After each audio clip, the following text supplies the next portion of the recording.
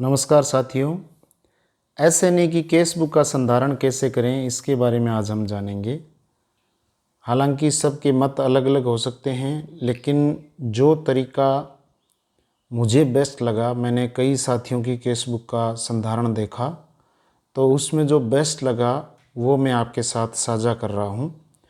तो यहाँ पे हम देखते हैं, ये जो बिल नंबर 1 है, ये बिल नंबर 1, और ये बिल पारित हुआ है यहाँ 3/12/2022 को।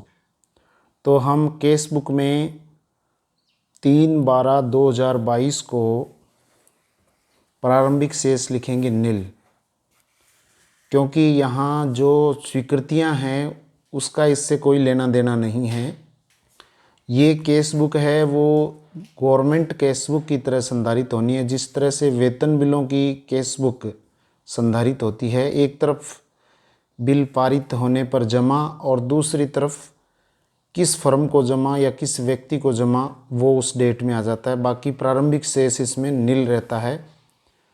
तो यहाँ हम देखते हैं 1 नंबर बिल 30/11/22, ये बिल की डेट है। बिल नंबर 1 30/11/22 पारित होने पर जमा कितने तारीख को? 3/12/22 को। तो ये आय में लिख दिया हमने, CRC मद का था और 8,000 रुपये का था। इधर हम वे में दिखाएंगे 3/12/2022, और ये फर्म कौन सी है जिसको भुगतान किया गया है, और राशि ये, मद ये, और कंपोनेंट और रेफरेंस नंबर बिल का, और भुगतान स्वीकृति आदेश, और SNA बिल नंबर और TV नंबर, डेट। इसमें एक लेजर का कॉलम भी आप रख सकते हैं, जिससे लेजर साथ साथ संधारित हो। एक केसबुक मैंने ऐसी भी देखी जिसमें लेजर का पेज था, कॉलम था। इसमें लेजर का कॉलम डाला हुआ नहीं है, तो किसी एक कॉलम को आप लेजर का कॉलम बना सकते हैं, या लास्ट में आप लिख सकते हैं, जिससे लेजर भी संधारित हो जाए। उसके बाद यहाँ पे वे योग है वो 8,000, और अंतिम शेष इसमें नील हो जाएगा, और महायोग ये हो जाएगा। इसी तरीके से अब जैसे अगला बिल नंबर 2 कब पारित हुआ है, आप जो बिल स्टेटस रिपोर्ट्स है उसमें देखेंगे। ये बिल नंबर 2 है, 30/11/22 को ही बना हुआ है, लेकिन ये पारित हुआ है 4/12/2022 को। तो अगली जो डेट होगी केस बुक में हमारी, केस बुक ओपन करने की, वो 4/12/2022 होगी। इसी डेट को ये बिल पारित हुआ, और इसी डेट को ये भुगतान है वो संबंधित फर्म के खातों में चला गया। तो यहाँ पे हम देखते हैं 4/12 को हमने केस बुक को वापस खोला है, और प्रारंभिक शेष नील होगा। और 4/12/22 को बिल संख्या 2 30/11/22 ये पारित होने पर जमा हुआ, CSG से था, और अमाउंट है इसका 9,970 रुपये। और इधर 4/12/22 को क्विक स्पेस स्टेशनरी, और इसको ये भुगतान हुआ है CSG मद से, और ये है इसके रेफरेंस नंबर, भुगतान स्वीकृति आदेश, और SNA बिल नंबर, और TV नंबर और डेट। तो इस तरीके से ये बिल है वो आगे चलते जाएंगे।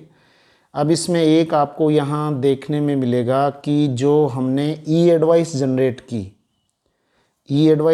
है, जैसे ये है 8 नंबर पे, यहाँ आपको ये बिल नंबर की जगह ये रेफरेंस नंबर है, और ई एडवाइस जनरेट की है। तो ये 7 नंबर बिल या कोई से भी बिल की ये ई एडवाइस है, तो इसका अलग से केस बुक में संधारण नहीं किया जाएगा। ये जो ई एडवाइस हमने जनरेट की है उस मूल बिल के साथ में उसको अटैच कर देंगे, नहीं तो इस राशि का दोहरान होगा। इसलिए इसको अलग से केस बुक में दर्ज करने की आवश्यकता नहीं है, क्योंकि इसको अलग से हम दर्ज करेंगे तो ये राशि मूल बिल में, जैसे ये बिल था 3 नंबर, इसकी ये राशि थी और ये RN में चला गया था, तो इसको दोबारा से यहाँ प्रविष्ट करने की आवश्यकता नहीं। इसका दोबारा से हमने ई एडवाइस जनरेट की तो ये राशि संबंधित खाते में चलेगी। इसको अगर हम केस बुक में दोबारा लिखेंगे तो ये राशि का अनावश्यक दोहरान होगा। ये RN रिटर्न होने के कारण हमने इसकी जो प्रक्रिया की है ई एडवाइस की, तो उसकी जो प्रक्रिया थी उसका जो पेज था वो पेज इस मूल बिल यानी ये जो 3 नंबर बिल है इसके साथ अटैच कर देंगे। बाकी गवर्नमेंट केस बुक में जिस तरह से हम आय व्यय दिखाते हैं, प्रारंभिक शेष नील रहेगा और एक तरफ बिल पारित होगा, दूसरी तरफ संबंधित के खाते में जमा होगा। एक और एंट्री देखें हम, जैसे यहाँ इसमें देखते हैं कि बिल नंबर जो 3 है, ये बिल नंबर 3 8/12/22 को बना है, लेकिन 8/12/22 से कोई मतलब नहीं है हमें। ये केस बुक हम किस डेट में लेंगे, जिस डेट में टीवी नंबर लगे हैं, भुगतान हुआ है। तो ये 3 नंबर बिल है, वो यहाँ पे 8/12/22 को ही लगा है, तो 8/12/22 हम लिखेंगे।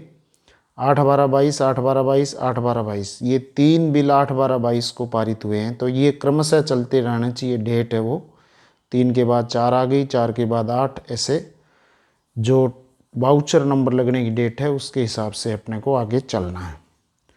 तो यहाँ 8/12/22 को 3 बिल है, तो हमने ये लिख दिए कि 8/12/22 को बिल संख्या 3 8/12/22 पारित होने पर जमा। ये CSG से था, अमाउंट इसकी 9,980। ऐसे ही 8/12/22 और बिल संख्या 4, ये भी CSG से और 9,700। और ऐसे ही 8/12/22 बिल संख्या 5, ये CRC से और ये 1,000 रुपये का।